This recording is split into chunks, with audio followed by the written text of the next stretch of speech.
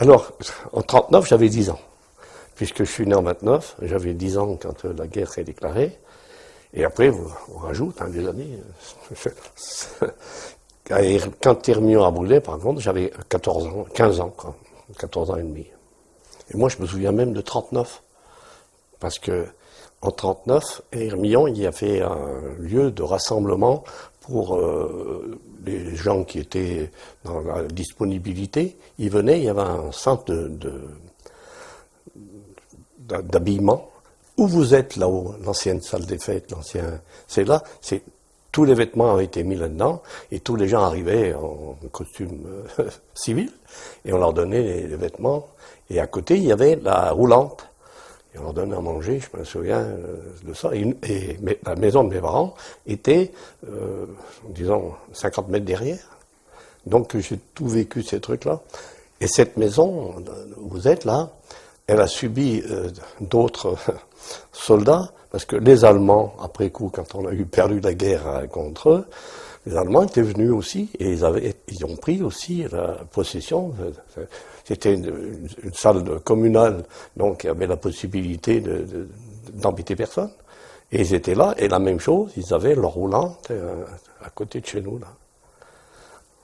Voilà, j'ai connu. Les Italiens, eux, étaient venus, mais ils ne sont pas restés tellement longtemps. Ils étaient en bas au pont. Ils étaient là vers la carrière après. Alors j'ai connu tous ces gens-là avec la guerre, quoi. Voilà. Vous savez, quand on est un gamin, on est insouciant. Et l'histoire de guerre, c'est l'affaire des grandes personnes. Et comme personnellement, c'était mes parents qui subissaient tout. Et nous, on était à la campagne aussi, on a toujours eu à manger pratiquement, pas de tout, mais pratiquement. On n'a jamais eu un jour faim. Alors, c'est difficile d'expliquer à un adolescent même pourquoi on a subi de la guerre. Moi, personnellement, j'ai rien ressenti. Ni au point de vue restriction, ni... la circulation, vous savez, à l'époque, c'était difficile. Hein. Il n'y avait pas de... Moi, on allait 2 fois ou 3 à Saint-Jean parce qu'il fallait aller à pied. Il n'y avait pas de transport. Il y avait pas... Donc, la vie est complètement différente d'actuelle, quoi. Ensuite, chez nous, là, le village désenclavé, pour aller à Montandré, par exemple, la route a été faite en 58. Pour aller jusqu'à Champtuite en 71. Donc tout ça, on faisait à pied, avec à dos de mulet, ou d'âne, ou de cheval. Mais on était, comment dirais-je, vraiment au ras des pâquerettes. On vivait un peu comme au Moyen-Âge, presque. Sérieux. C'est vrai. Non, on a eu des problèmes quand on est devenu un peu plus grand. Je me souviens, en 44, oui.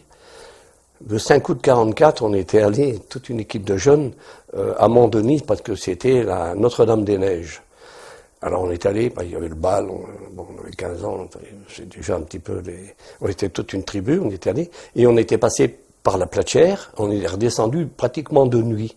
Et quand on est arrivé, par le Châtel, on est arrivé au début du village, là, il y avait le couvre-feu à 9h.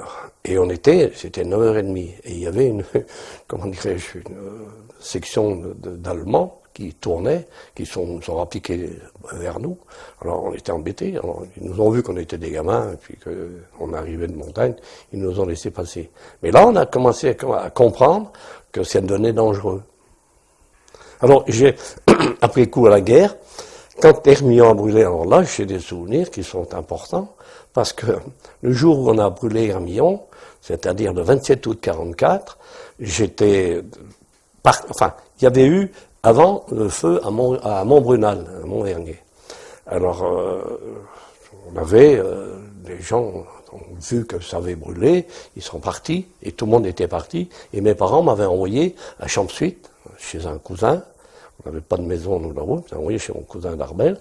Et j'étais donc là-haut. Mais le dimanche, il fallait aussi qu'on mange. Et le dimanche, ça devait être le jeudi, je crois, le 27 août. Le dimanche, je suis descendu à Hermion pour chercher. C'était donc chercher du pain. Et j'avais un copain qui habitait là, à la maison Chaplace. Et ce gars-là, il avait été rapatrié de Modane. Après le bombardement, ses parents étaient venus là, et donc on était copains de gamins ensemble, et il m'avait prêté des bouquins. Alors je suis venu lui les rendre, et quand je suis remonté pour aller chez mes parents, qui étaient toujours au même endroit là derrière la bâtisse que vous habitez là-haut, quand je suis arrivé au niveau de la passerelle vers l'église, 3 Allemands sont sortis de chez ton grand-père, l'arrière-grand-père, Bauchet, chez le gris là-haut. 3 Allemands sont sortis, ils étaient cachés derrière les arbres, là, ils sont venus dessus. Moi, je n'ai pas bougé, enfin, ils m'ont pris par l'épaule et m'ont emmené aussi à l'église, et m'ont mis là contre le mur.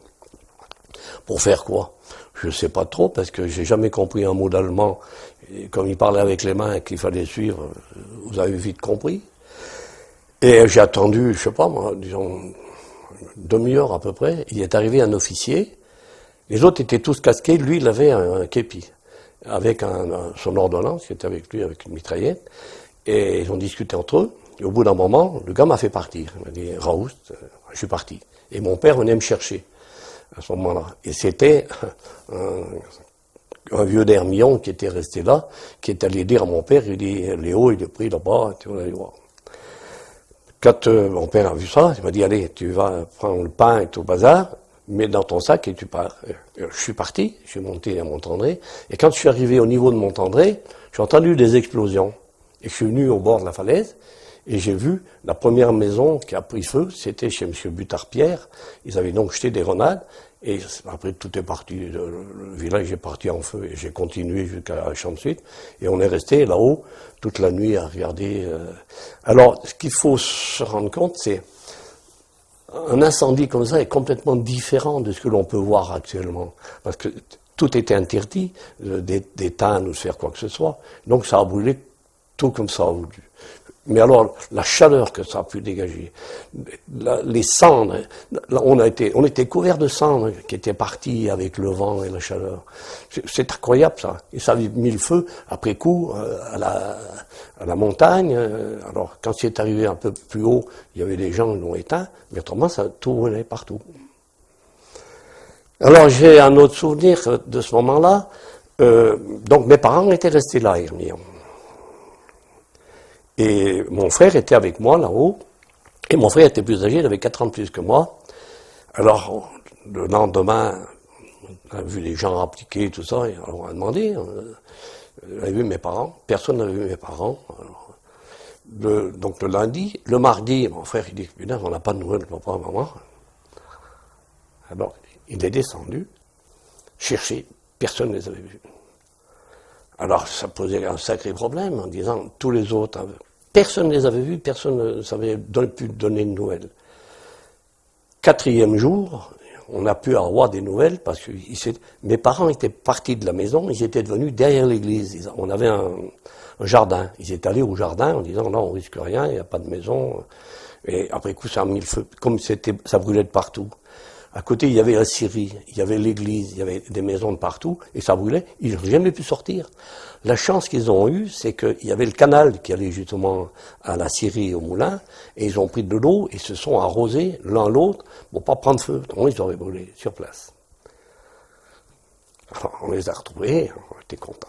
Voilà des souvenirs que j'ai de la guerre, de ce moment-là. Alors, là aussi, il y a, quand on continue, pendant tout le mois d'août et avant, il y avait fait une chaleur incroyable. À partir du mois de septembre, ça s'est mis à pleuvoir et tous les jours il pleuvait. Et on n'avait plus de toit puisque tout avait brûlé. Et on était à la pluie d'un côté et de l'autre.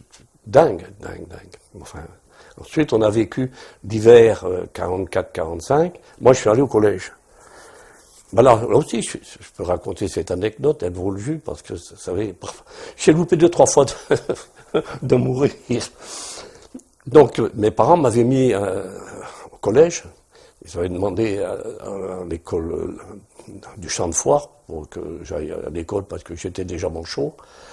Et bon, au champ de foire, ils ont dit, oh oui, mais enfin, vous vous rendez compte, on est obligé de le prendre comme interne, on est embêté, non, il faut trouver autre chose. Ils n'ont pas voulu me prendre. Donc, mes parents sont allés au collège libre. Alors, les curés là-haut, ils ont dit, nous on veut bien le prendre, mais on n'a pas de chambre, on n'a pas de dortoir. Les Allemands ont tout cassé, tous les lits et tout le bazar, il y a pas, donc on peut pas le prendre, mais nous on prend au point de vue éducation et instruction, pas de problème, et au réfectoire manger et tout le bazar, pas de problème. Mais il faut trouver une piole en ville. Alors mes parents avaient des parents, des cousins qui habitaient où il y a le café de l'hôtel de ville, c'était le café du Vernet à l'époque. Et donc, eux étaient propriétaires dessus. Donc, j'avais une chambre là-dessus. Et puis, d'une nuit du mois de novembre, un truc comme ça, un coup de fusil, une trouille noire, je me demandais ce que c'était. C'est un gars qui avait laissé tomber son fusil dans le bistrot, parce que c'était 2 heures du matin, parce que c'était la libération, c'est encore pas fini, hein, puisque à Modane, sur Nance-le-Bourg, ils sont partis le 8 mai 45, hein. Donc il y avait tout un tas d'armées qui montaient, qui descendaient, et ça c'était un des maquisards qui avait laissé tomber son fusil, et la balle était partie, il avait percé le plafond, passé à côté de mon lit, percé le plafond en dessus.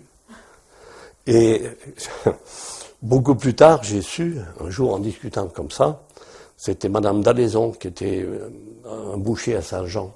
Vous n'avez pas connu cette dame. Un jour, je racontais cette histoire. Oh, il dit, mais c'est vous? Moi, je me souviens bien. Il dit, moi, j'étais serveuse chez Duvernay. Et je sais qui c'est qui a laissé tomber son fusil, c'était un gars de Saint-Jean. Elle m'a dit qui c'était pour non. Maintenant, il est mort, enfin, c'est pas un problème de raconter. Mais voilà un peu les faits de la guerre que j'ai connus et qui ont été, pour moi, choquantes et on ne peut pas oublier ces choses-là.